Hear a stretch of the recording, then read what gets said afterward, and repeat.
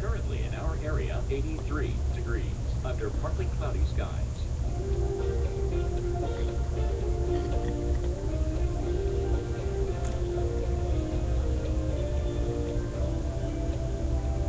Here's our local Doppler radar.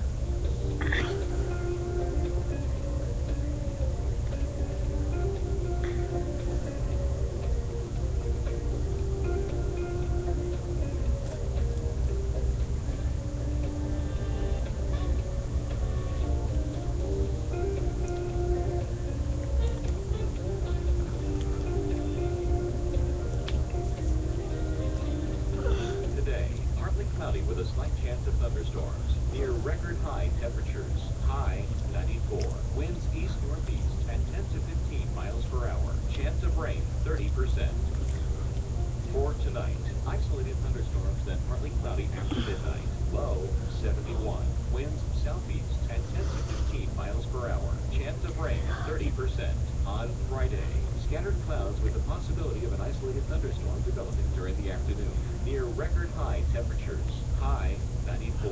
Chance of rain 30%. Our week ahead.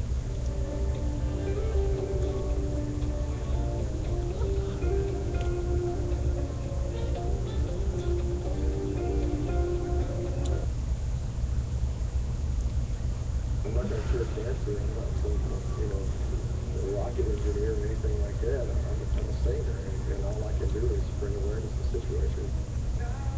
And country music superstar Tim McGraw talks about using his gift of song to help victims of the tornado outbreak.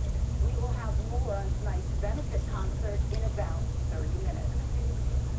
We also have some more storms to watch even now, and Carl Parker is joining us now. He's one of our severe specialists. And Carl, these storms, they're not moving very fast, but it looks like they're really dropping in some areas. Yeah, some really intense storms across a lot of Texas right now, which we'll show you in a moment. But the parent storm, as you mentioned, just not moving much at all over the next couple of days. So we're going to see a lot more potential for heavy rain across this region. Let's go over to Max 7 and take a look at what's going on with satellite picture across the plains here in the middle of the country. Max 7 is what we want to look at. And the system that caused the severe weather yesterday is now making its way through the plains, and so that is slowly going to come down into the southeast. It's going to take until the weekend for that to happen. Then another low is going to wrap into that system, and both of them will end up along the east coast into the middle of next week. So it's going to take a solid week for the system to move along, and it's going to make things very messy indeed for the northeast, and we'll see more severe weather certainly across many parts of the country. There you see the warm and humid air. That's the fuel for thunderstorms. There is plenty of that today in the eastern part of the country. I want to take you down to Texas. You see that line of intense storms. We've gotten reports of some very heavy rain in Austin, a couple of inches of rain, also some large hail, and there was a tornado in Uvalde earlier today.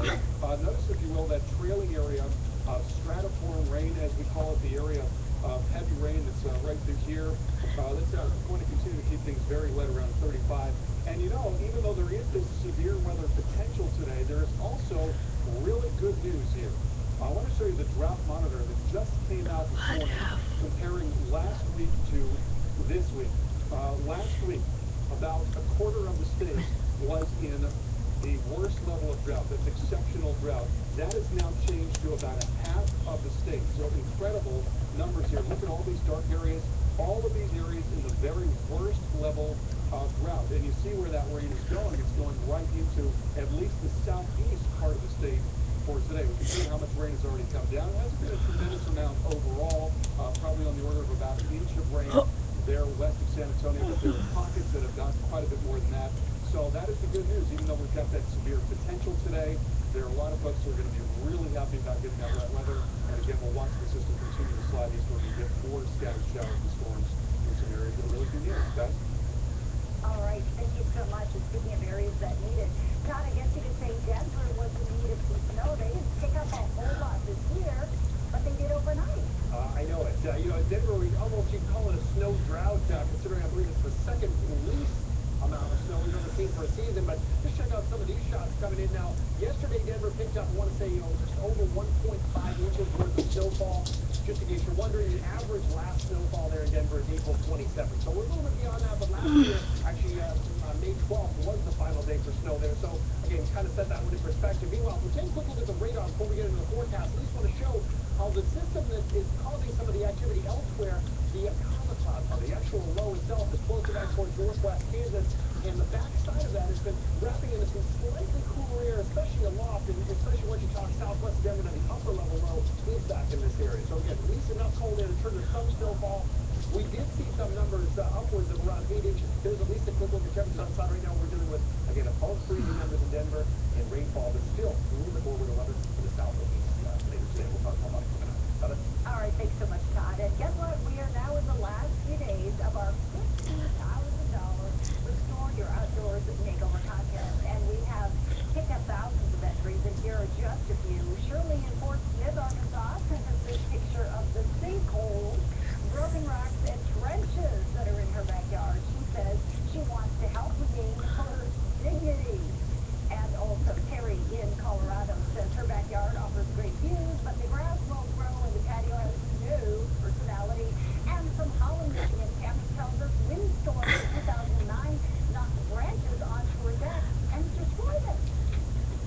Restore Your Outdoors, brought to you by your neighborhood Ace Hardware. Ace, the helpful